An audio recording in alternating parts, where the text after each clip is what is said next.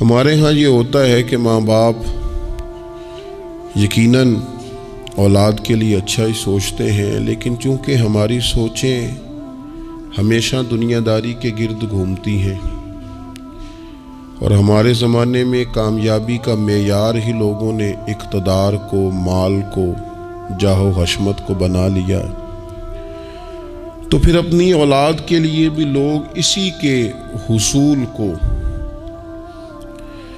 سب سے بڑا سرمایہ سمجھتے ہیں اور ہمیشہ بچوں کی یہی تربیت کرتے ہیں کہ انہیں مال کیسے جمع کرنا ہے، انہیں کس طرح سے معاشرے کے اندر حصول اقتدار کے لیے یا بڑے مناصب کے لیے کوشش کرنی ہے۔ نتیجہ یہ نکلتا ہے کہ ایک عجیب سی مادہ پرستی ماحول میں پیدا ہو جاتی ہے۔ اسلام تربیت اولاد کے حوالے سے ہماری جو رہنمائی کرتا ہے تو وہ ساری باتیں اس میں شامل ہیں۔ بچوں کو آپ رزق حلال کمانے کی تلقین 100% کریں گے، انہیں اس فن سے ضرور آگاہ کریں کہ وہ کبھی کسی کے دستے نگر نہ رہیں، کہیں انہیں ہاتھ نہ پھیلانا پڑے، لیکن ان کی روحانی، اخلاقی، مذہبی تربیت یہ بھی اللہ تعالیٰ نے ماں باپ کے ذمے لگائی۔ یا ایھا الذین آمنوا قوا انفسکم واہلیکم نارا، اے ایمان والو خود بھی دوزخ سے بچو اور اپنے گھر والوں کو بھی دوزخ کی آگ سے بچاؤ۔ ایسے اسباب اپنے بچوں کو سکھاؤ کہ کہیں وہ جہنم کے راستے پر نہ پڑ جائیں،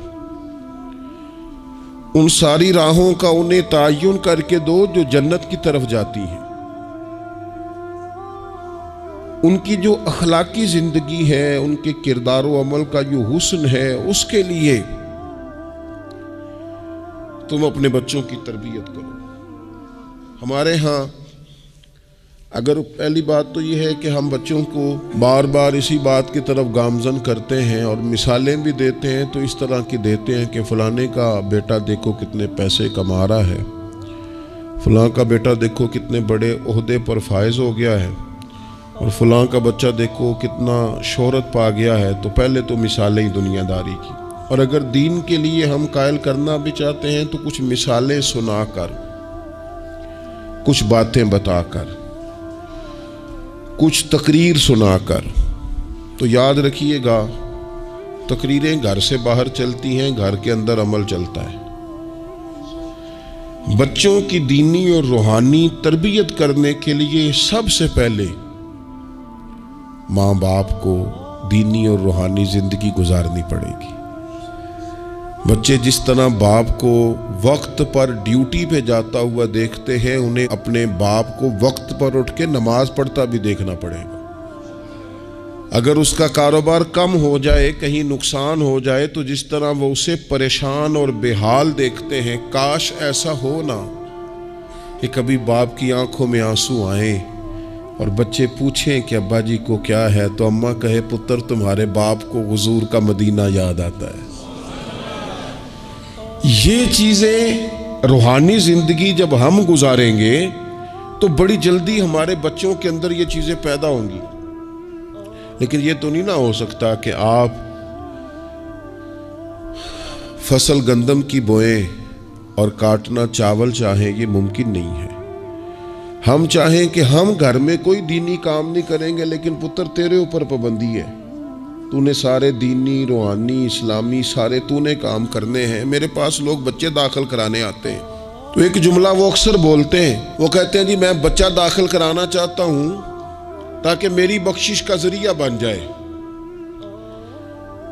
تو میں کہتا ہوں یہ بات آپ کی ٹھیک ہے، حدیث پاک میں الفاظ موجود ہیں کہ اللہ تعالیٰ والدین کو اعزاز دے گا، لیکن آپ ماشاءاللہ باشعور ہیں۔ اگر آپ کو اس بات کا شعور ہے نا کہ بچے کی وجہ سے حافظ قاری علامہ صاحب کی وجہ سے میری بخشش ہو جائے گی، تو اور بھی تو کئی چیزیں بخشش والی ہیں، آپ عمل کیوں نہیں کرتے؟ ان پر آپ توجہ کیوں نہیں دیتے؟ اس طرف بھی تو آپ غور فرمائیں۔ آپ کسی اور کے ذریعے سے جو بخشش چاہتے ہیں تو کوئی ایسا کام کرے نا کہ ہم رب سے دعا کریں تو اللہ ہماری وجہ سے کسی اور پر بھی فضل فرما دے۔ لیکن ہم اپنے آپ کو تبدیل نہیں کرنا چاہتے، اپنے اندر تبدیلی نہیں لانا چاہتے. ہم کوئی سویرے اٹھ کے کچھ مصلے کو، عبادت کو، اللہ کو ٹائم نہیں دینا چاہتے. ہم گھر میں سچ نہیں بولنا چاہتے. کیا ہمارے بچوں کو خبر نہیں ہے کہ ہم موبائل پہ کیا دیکھتے ہیں؟ کیا بچوں سے یہ بات چھپی ہوئی ہے کہ گھر کے اندر جو مال آتا ہے وہ کس طرح کا ہے؟ کیا ہمارے بچے نہیں دیکھتے کہ ہمارے باپ کا رویہ ہماری ماں کے ساتھ کس طرح کا ہے؟ کیا وہ چیزیں بنظر غائب غور سے ملاحظہ نہیں کرتے کہ ہماری اماں کا رویہ اپنے میکے کے حق میں کیا ہوتا ہے اور باپ کے والدین کے حق میں کیا ہوتا ہے؟ وہ ساری چیزیں جو ہمارے گھر میں ہو رہی ہوتی ہیں وہ بغیر ہمارے بتائے بچے اسے سبق لے رہے ہوتے ہیں. اس رستے کے وہ مسافر ہوتے ہیں جس رستے پر میرے گھر والے چل رہے ہوتے ہیں. تو اپنے بچوں کی اخلاقی تربیت کے لیے سب سے پہلے تو گرمیوں میں دوپہر کو سارے لوگ کی گاؤں میں سویا کرتے تھے تو ایک بچہ، ایک نوجوان موٹر سائیکل پہ نا اس نے بڑا سخت ہارن لگایا ہوتا تھا. تو وہ لاڈلا بچہ تھا، اپنے ماں باپ کا اکلوتی اولاد تھی. تو وہ گلی سے گزرتا تو میری والدہ بڑی ناراض ہوتی، کئی دفعہ برا بھلا بھی کہتی کہ اس کو شرم ہی نہیں آتی، یہ سوتوں کو جگا دیتا، اتنا سخت ہارن لگا دیا ہے. پھر کچھ عرصے کے بعد اس نے وہ ہارن اکھیڑ دیا، اسی گلی سے گزرتا لیکن چپکے سے.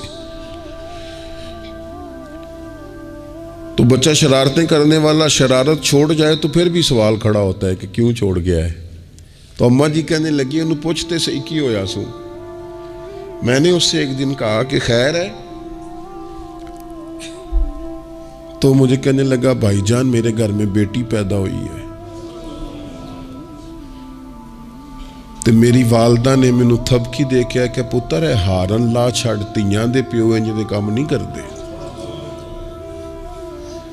میں اب صاحب اولاد ہوں تو اگر میرا کردار اس طرح کا ہوگا تو پھر لہجہ کیا ہوگا؟ میں نے چھوڑ دیے سارے کام چونکہ میرے گھر میں بیٹی آ گئی ہے اور میری ماں نے مجھے کہا ہے کہ بیٹیوں کے باپ کا یہ لہجہ نہیں ہوتا. ان کے انداز بڑے شستہ، بڑے صاف ہوتے ہیں چونکہ گھر میں بیٹی نے آنکھ کھولنی ہے، اس نے وہ رنگ دیکھنا ہے.